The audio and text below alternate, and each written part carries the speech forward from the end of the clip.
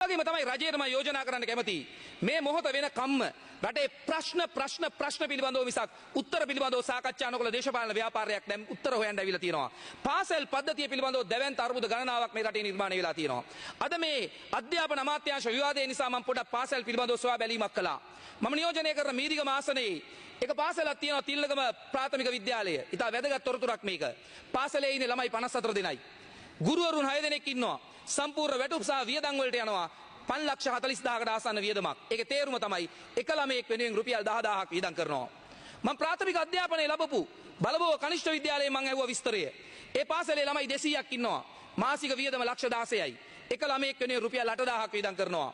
ඊළඟට දෙවෙනි අධ්‍යාපනය ලැබපු මම වේයන්ගොඩ බණ්ඩාරනායකම විද්‍යාලයේ තොරතුරු හොයලා බැලුවා. ඒ පාසලේ සම්පූර්ණ වියදම 1,30,00,000කට වඩා යනවා. ලැබෙයි ළමයෙක් වෙනුවෙන් වියදම් වෙන්නේ රුපියල් 4,000යි. ඔන්න ප්‍රශ්නේ පටන් ගන්න තැන.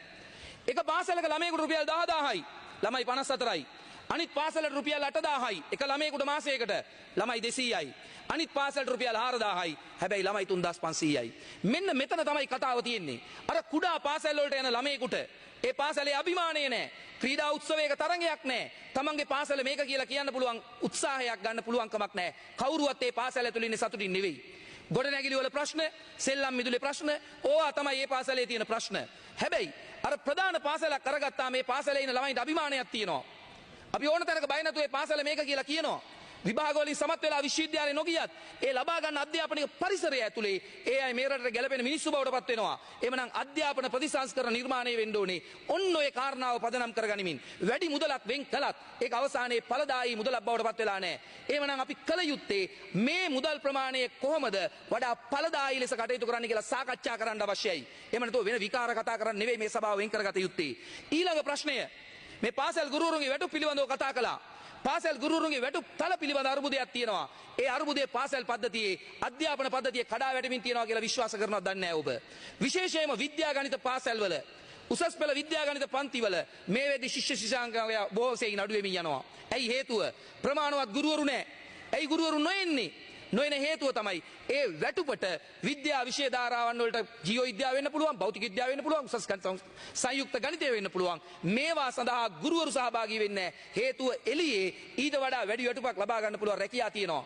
ඒ නිසා විද්‍යා විෂය ධාරාවන්ගෙන් යුක්ත පාසල් පද්ධතියක් මේක ඇතුලේ අලුත් විප්ලවයක් ඇසුරින් නිර්මාණය නොකළොත් ඒ අය ආකර්ෂණය කරගන්න පුළුවන් වැටුප් තලයකට ඒ අය නොගෙනිච්චොත් පාසල් අධ්‍යාපනයේ විද්‍යා කොටස බිඳ වැටෙමින් පවතිනවා.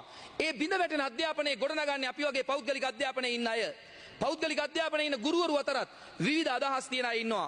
ඒ වගේම තමයි මේ දවස්වල විශේෂ සාකච්ඡාවක් යනවා. ඔබේ දේශපාලන ව්‍යාපාරය වෙනුවෙන් ඉදිරිපත් වෙච්ච පුද්ගලයෙක් තමන්ගේ ආචාර උපාධිය හොර ආචාර උපාධියක් දාගෙන ඔබේ දේශපාලන වේදිකාවල කතා කරනවා. ඔබේ දේශපාලන ව්‍යාපාරය වෙනුවෙන් මේ පළවෙනි වතාවට මේ රටේ අධ්‍යාපනය හොරකම් කළා. අධ්‍යාපනය හොරකම් කළා. අධ්‍යාපන සහතික විශේෂයෙන්ම අග්‍රාමාත්‍යතුමියගෙන් මම ඉල්ලීමක් කරනවා ආචාර්ය උපාධි හොරට ගන්න එක නවත්තන්න ඕනේ. ආචාර්ය උපාධි කිසිම ආකාරයකින් අධ්‍යාපනික නොවන විදියට ගන්න එක ඔබතුමියගේ වගකීමක් නවත්තන එක හේතුව ඔබ මම විශ්වාස කරන විදියට පෞද්ගලික අධ්‍යාපනය තුලින් ආචාර්ය උපාධිය දක්වා ගිය ඉගෙන ගත්ත කෙනෙක්. එහෙමනම් පෞද්ගලික අධ්‍යාපනයේ වැදගත්කමත් ඔබ දන්නවා. ආචාර්ය උපාධියක් ලබා ගන්න තියෙන මහන්සියත් ඔබ දන්නවා. මේ රට ඇතුලේ ඒ මහන්සි වෙලා ගන්න අයගේ අධ්‍යාපන සහතික වලට වටිනාකමක් ලබා දීමේ වගකීම ඔබ සතුව පවතිනවා. ඒ වගේම තමයි උසස් අධ්‍යාපනය. උසස් අධ්‍යාපනයේ තියෙන බරපතල අර්බුද ගණනාවක් තියෙනවා. විශේෂයෙන්ම නවීන ලෝකයට ගැලපෙන උසස් අධ්‍යාපන ආයතන අපේ රටේ නැති වෙලා තියෙනවා. පෞද්ගලික අධ්‍යාපන ආයතන වේගයෙන් ඉස්සරහට ඇවිල්ලා තියෙනවා. කවුරුත් විශ්වාස කරන එකක් නැහැ සමහර විටක වාමවාදී පක්ෂයක් නිසා. රාජ්‍ය විශ්වවිද්‍යාල වලින් එළියට එන අයට වඩා දැන් රැකියාව වෙළඳ පොලේ පෞද්ගලික විශ්වවිද්‍යාල වලින් එළියට එන තියෙන පිළිගැනීම එන්න වැඩි වෙනවා. එහෙනම් ඒකට හේතුව තමයි ඒ අයගේ අධ්‍යාපන හැකියාව නැතිවීම නෙවෙයි. ඒ අයගේ විෂය නිර්දේශයන් නව ලෝකයට ගැලපෙන විදිහට යාවත් කාලින වෙලා නැහැ. මෙන්න මේ පිළිබඳව ඔබ අවධානය යොමු කරන්න ඕනේ. ඒ වගේම තමයි ඔබ දේශපාලන ව්‍යාපාරයක් ලෙස විශේෂයෙන්ම අධ්‍යාපනය වෙනුවෙන් දලදේශීය නිෂ්පාදනයේ 100%ක් වෙන් කරනවා කියලා කිව්වා. ඒ වෙනුවෙන් සටන් කරපු පුරෝගාමී කාන්තාවක් තමයි මේ රටේ අගමැතිතුමිය ලෙස ඉන්නේ. මේ අයවැයෙන් එහෙම එකක් අපි දැක්කේ නැහැ. එහෙනම් ඔබේ වගකීම තමයි මේ අවුරුදු 5 ඇතුලේ කොහොමද මේ 100% වෙන් කරන්නේ කියන කාරණාව පිළිබඳව මේ රටට පැහැදිලි කරන එක. ඊළඟ කාරණාව තමයි පෞද්ගලික විශ්වවිද්‍යාල වලට ශිෂ්‍යයන් පුළුවන් තරම් බඳවා ගන්න අපි උදව් කරන්න ඕනේ. ඔබ ආණ්ඩුවක් විදියට මේ මොහොතේ රජය පාලනය කරන්නේ බය නැතුව පෞද්ගලික විශ්වවිද්‍යාල වලට යන්න ළමයින්ට ලෝන් දෙන්න. අවුරුදු 5 5කින් 6කින් ගෙවන්නේ අය සූදානම් 2029 දී ඔබ නිර්මාණය කරන පොහොසත් රටේ දේශපාලනය කරන්න බලාපොරොත්තු වන අපි ආණ්ඩු බලය ලබා ගන්න බලාපොරොත්තු වන දේශපාලන ව්‍යාපාරයක් අවුරුදු 5කින් ණය ගෙවන පොරොන්දුව පිට බය නැතුව උසස් පෙළ ළමයින්ට විශ්වවිද්‍යාල වලට යන්න තොරතුරු තාක්ෂණය වෙන්න පුළුවන් වෛද්‍ය විද්‍යාව වෙන්න පුළුවන් ඉංජිනේරු විද්‍යාව වෙන්න පුළුවන් මේ වලට ඉඩ දෙන්න ඒ රැකියාවට ගියාට පස්සේ ණය ලබා ගැනීමේ වගකීම ආණ්ඩුවක් ලෙස අපි 2029 පස්සේ ගන්න සූදානම් කියන එකත් කියන්න කැමතියි. ඒ වගේම තමයි දිගින් දිගටම කිව්වා මේ රටේ Your time is over. තව විනාඩියක් ගන්නවා. ඒ වගේම තමයි විශ්වවිද්‍යාල පිළිබඳව ප්‍රශ්නයක් මම දකිනවා. මේ වෙලාවේදී විශ්වවිද්‍යාල ආචාර්යවරු මේ පිළිබඳව දැනුවත් කරන්න කියලා කිව්වා. විද්‍යාපීඨ විශ්වවිද්‍යාල බවට පත් කරන බව ඔබ කිව්වා. නමුත් මේ අයවැයෙන් ඒකට මුදල් වෙන් වෙලා නැහැ. ඒ වගේම තමයි විශ්වවිද්‍යාලවල පර්යේෂණ දීමනාව අඩු කරලා තියෙනවා. ඒ වගේම අධ්‍යයන දීමනා අඩු කරලා තියෙනවා. අනධ්‍යයන කාර්ය මණ්ඩලයේ වැටුප් සහ දීමනා 129කින් කප්පාදුවට ලක් කරලා තියෙනවා. මේ කාරණාවලට පැහැදිලි හේතුවක් විශ්වවිද්‍යාලවල හොයාගන්න බැරුව තියෙනවා.